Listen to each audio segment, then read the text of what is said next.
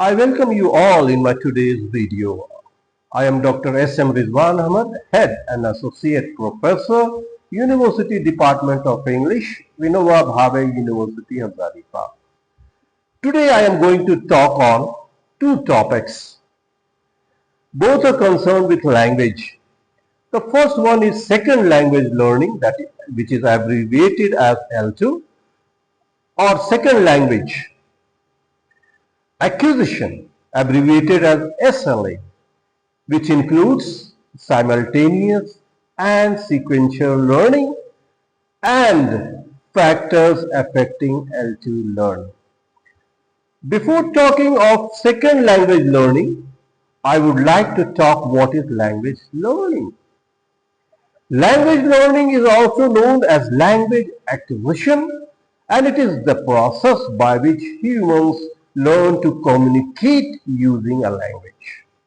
It involves developing the ability to perceive, understand, and produce language, including spoken and written forms. This process is an active one, beginning at birth and continuing throughout life. In fact, language learning is a cognitive process that involves understanding, memorizing, and using the rules and vocabulary of a language. Language learning involves developing various skills, including listening, speaking, reading, and writing. In learning a new language, don't be highfalutin. Be yourself. Now let me come to the main topic of discussion, that is second language learning. Second language acquisition or learning is a process by which people learn a second language. However, languages that learners already know can have a significant influence on the process of learning a new one. This influence is known as language transfer. Although the concept is named second language acquisition, it can also incorporate the learning of third, fourth, or subsequent languages. The term acquisition was originally used to emphasize the non-conscious nature of the learning process, but nowadays, learning and acquisition have become almost synonymous. Don't misconstrue me while I am saying and show your aplomb while learning a new language. Before talking of simultaneous and sequential learning, let me talk about bilingualism. Bilingualism is where a person speaks more than one language fluently. Now the benefits of bilingualism, cognitive benefits of bilingualism. First one is neuroplasticity, that is flexibility of the brain to adapt to new situations. The second one is improved activation, storage, selection, and inhibition of information. The third one is improved attention capability, and the fourth one is improved working memory. So these are the benefits of bilingualism. Bilingualism is typically classified into two major categories. The first one is simultaneous bilingualism. Now let me talk about simultaneous bilingualism. Simultaneous learning or bilingualism involves two or more languages or skill at the same time. One example is that of a child learning two languages from birth, or taking multiple classes simultaneously or at one period of time. Another example would be taken as a family where one parent speaks only French to the child and the other parent speaks only English to the child, with the family living in an environment or community that utilizes both languages. The child receives input in both the languages consistently from the very beginning. This is often called one parent, one language strategy.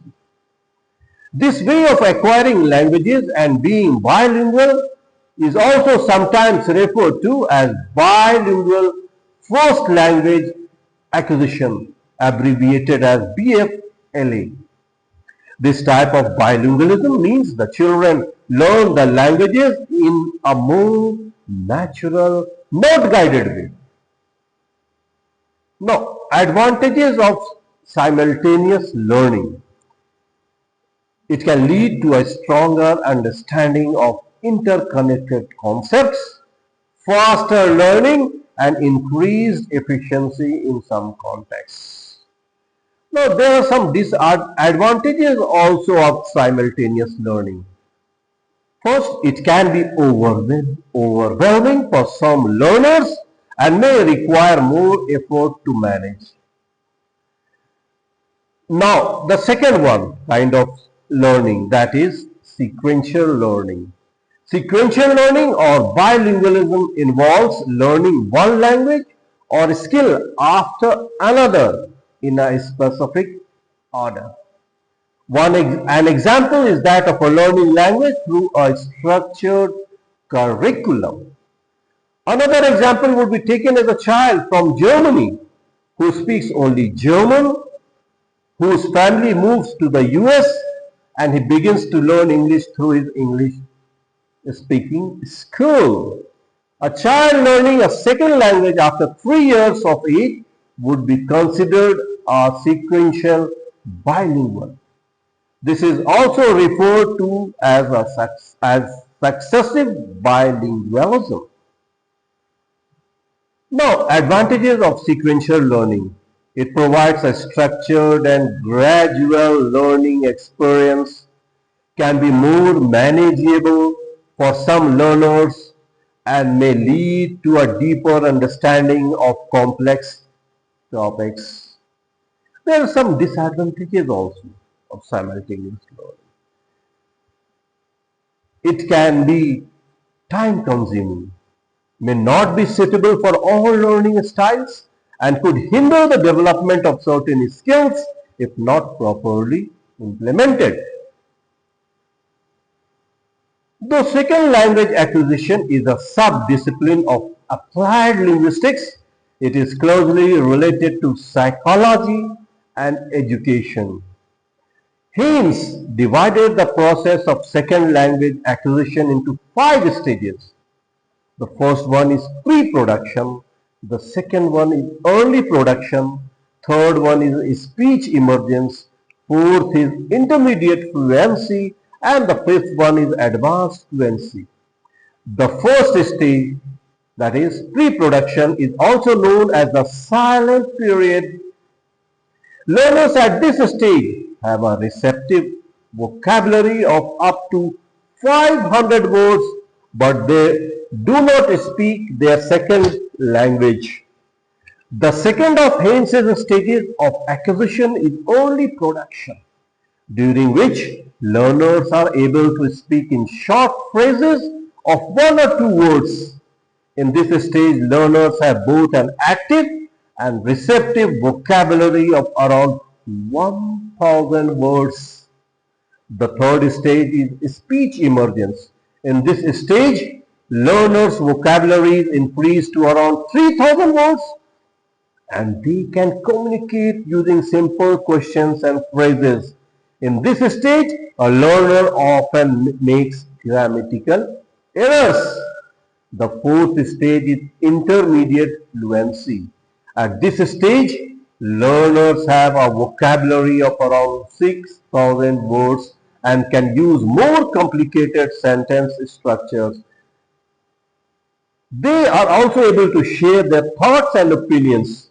They can make errors in complicated sentence structures.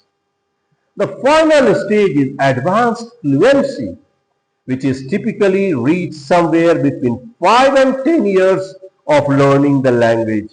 Learners at this stage can function at a level close to native speakers. Now let me talk about the factors affecting L2 learning. First one, socio-cultural factors. From the early days of the discipline, researchers have also acknowledged that social aspects play an important role. Ellis identifies three types of social structure which can affect the acquisition of second languages. First one, socio-linguistic setting.